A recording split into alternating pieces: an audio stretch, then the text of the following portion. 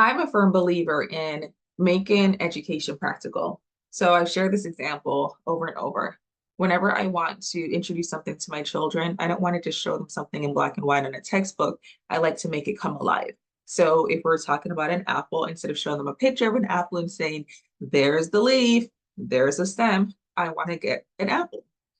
If I want to introduce a president to them, maybe it's about giving them all the information that I have. But then if there's a monument, taking them to it. So for example, there's a park probably like 10 minutes away from me, and it's called Lincoln Park for Abraham Lincoln. So we drove over there and they saw the statue. It really helps to enhance learning.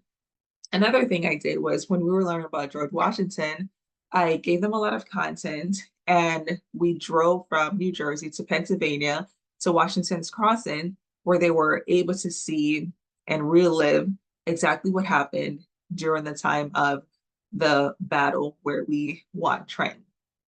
On the car ride back, there were so many conversations that were ignited as a result of them seeing it. I don't think we'd have had the rich conversations we did had it just been them learning from a book.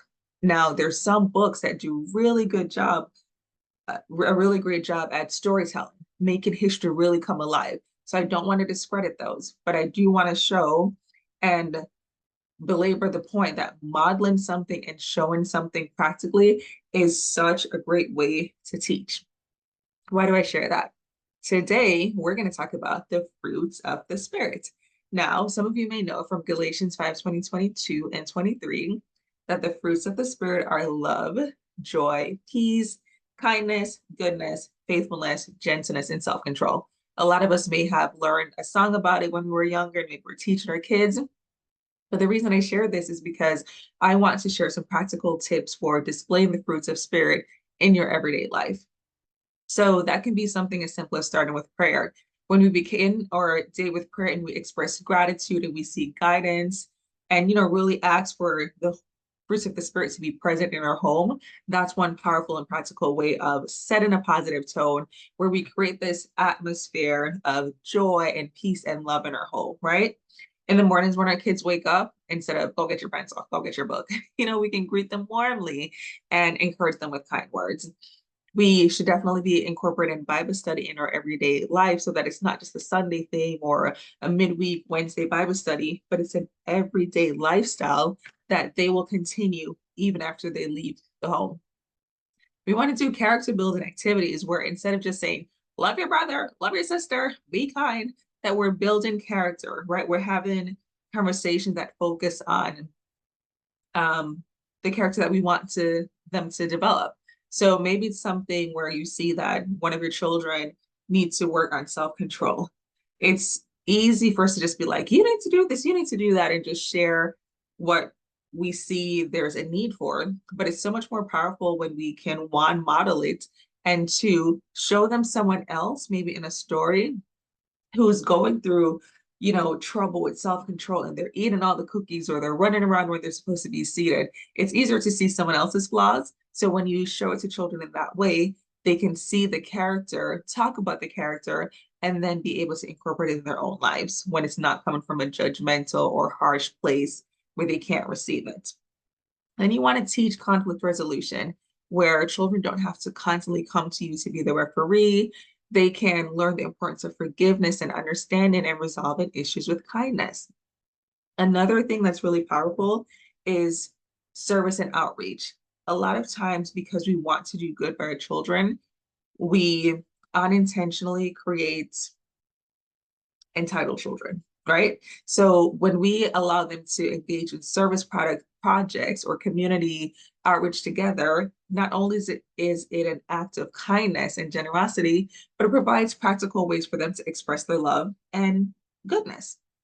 So we want to just help them to, just operate in the fruits of the spirit without just like throwing it down their throats, but really giving them practical ways. A great way is just reflection and discussion, allowing them to talk about which one is hard for them, or allowing them to talk about which one comes very naturally, or which one they see in you, right?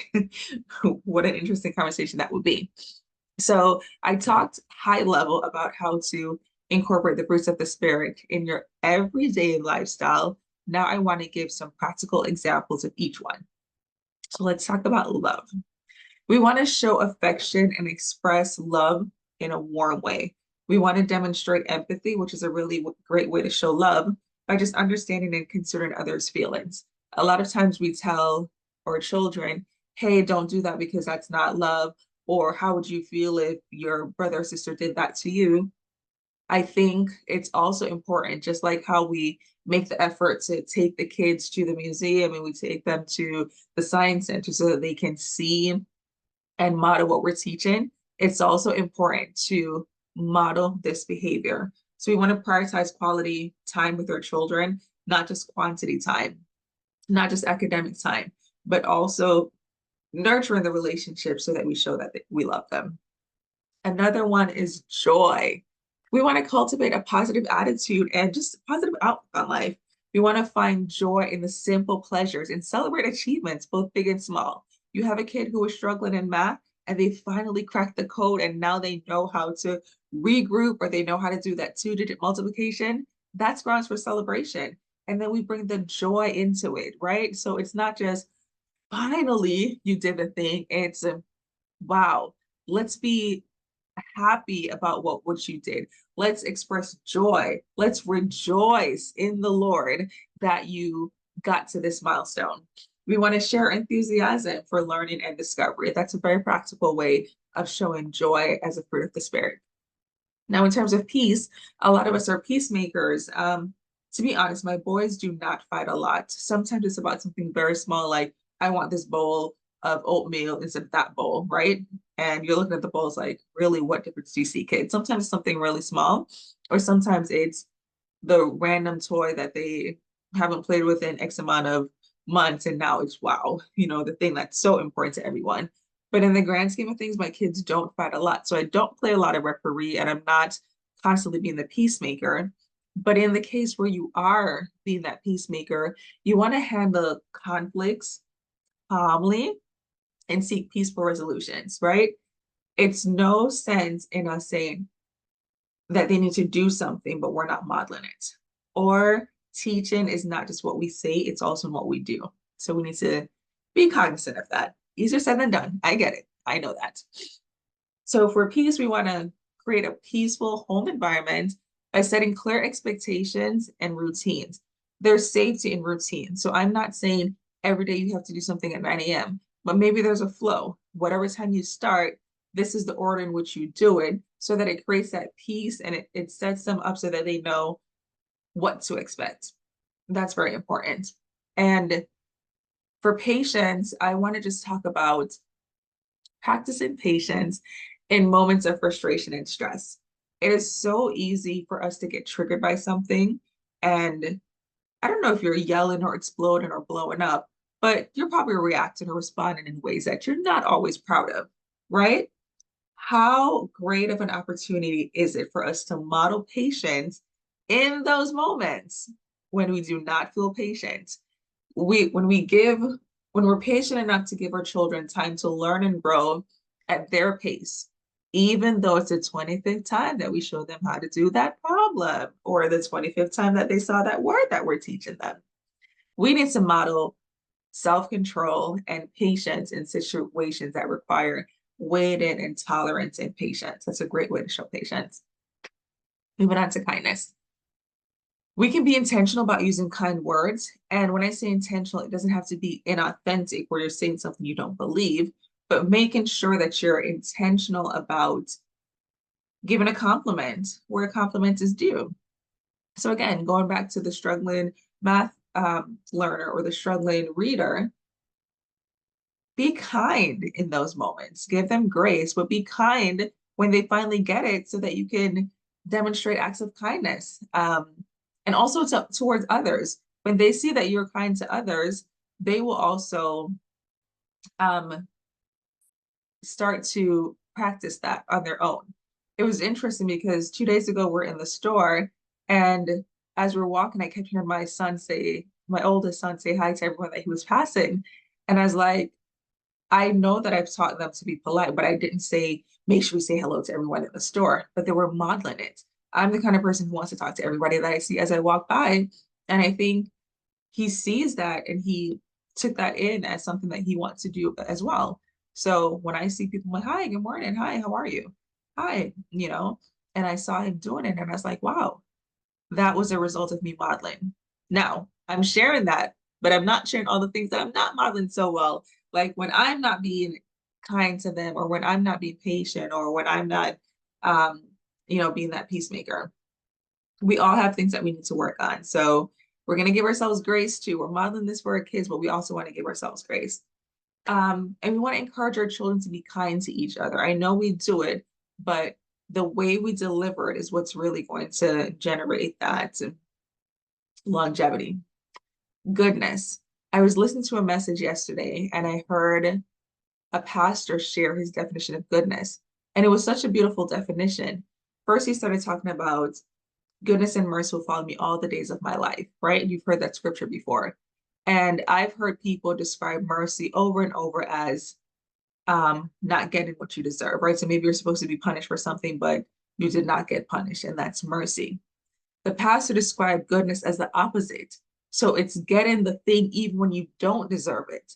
And I thought that was such a beautiful definition because when you engage in acts of kindness and generosity, that's one thing. But when you're good to someone who doesn't deserve it, when you're nice to someone who's getting on your very last nerve, that just demonstrates moral integrity and ethical behavior. But you're teaching your children the value of doing good for others. So when you start to see that model in your home, it is such a heartwarming and beautiful thing to watch.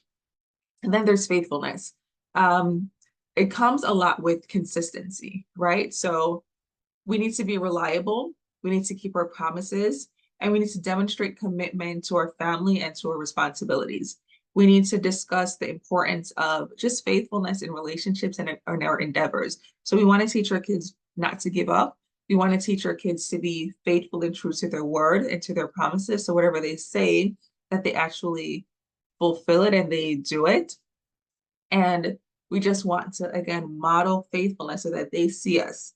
Our actions are so loud. Sometimes we can talk and talk and talk and talk and talk, but our actions are so powerful. That's what they're watching. We're almost done. I know I'm getting into a lot of areas where we know we need to work on. It may not always be fun to listen to, but it's important. So just two more. Gentleness. This is one that I could work on. I am not the Mary Poppins mom of, okay, kids, here's what we're going to do today. Gather around, children. It's time to do your work. That is so not me. I am not that person. And I'm not always the person who has, the high-pitched voice or the fun voice. That's not me. I'm just a very practical and logical person. And I won't say I'm rigid, but I'm very to the book. This is what we're doing. Let's not play around. Let's not joke around. Nobody has time for the foolishness. That's my personality.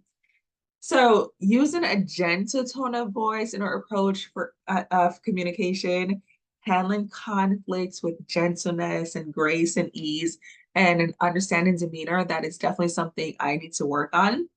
And modeling gentleness in our interactions with others, also, and probably especially in correcting or discipline. I think that's very, very important.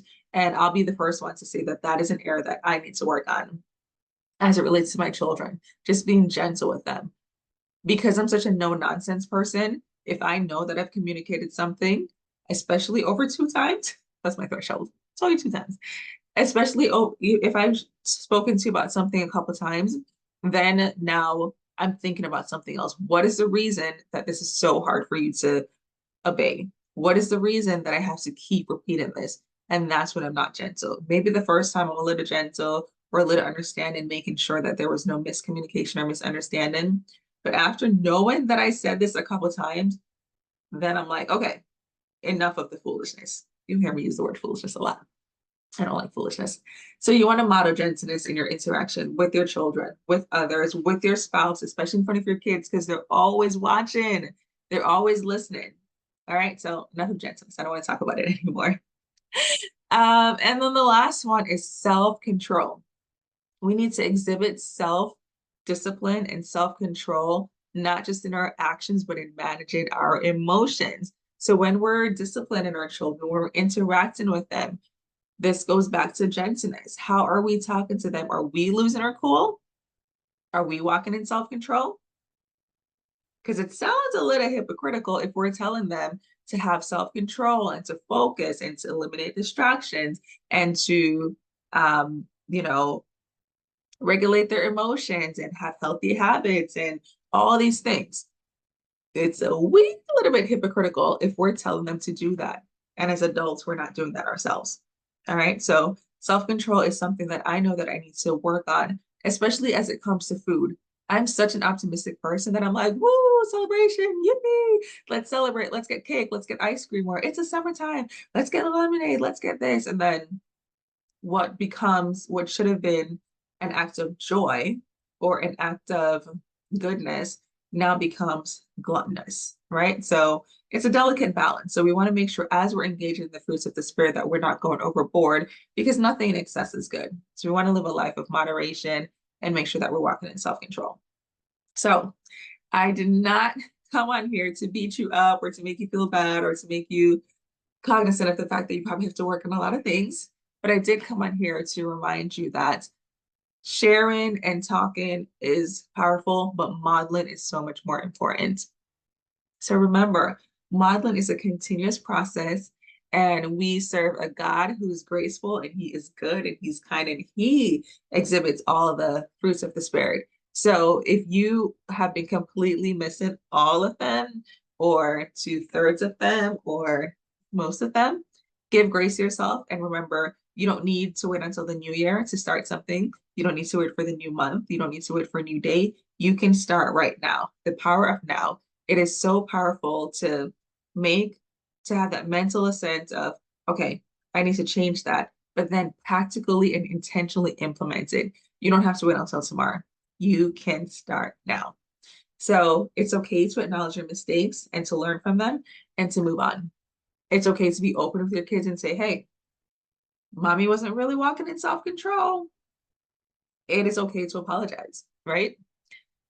It is beautiful when we regularly communicate with our children about the values that we want for them and the ones that we're modeling, and maybe even share authentically and transparently that there's some of them that we're still working on, right? And that's why we want to encourage them to work on it so that when they're adults, they would have had it down by that time. So let's just foster an open and supportive environment for learning and growth, and let us walk in the fruits of the Spirit so that we can model it for our kids, which is such a powerful way of teaching. So, as always, I would love to hear your comments. I'd love to hear your thoughts. Let me know what you're working on. Let me know which ones you're the expert on and you have mastered. Let me know what you're grappling with, and let me know some practical ways that you're implementing the fruits of spirits in your world, in your life, in your homeschool day. Talk to you soon.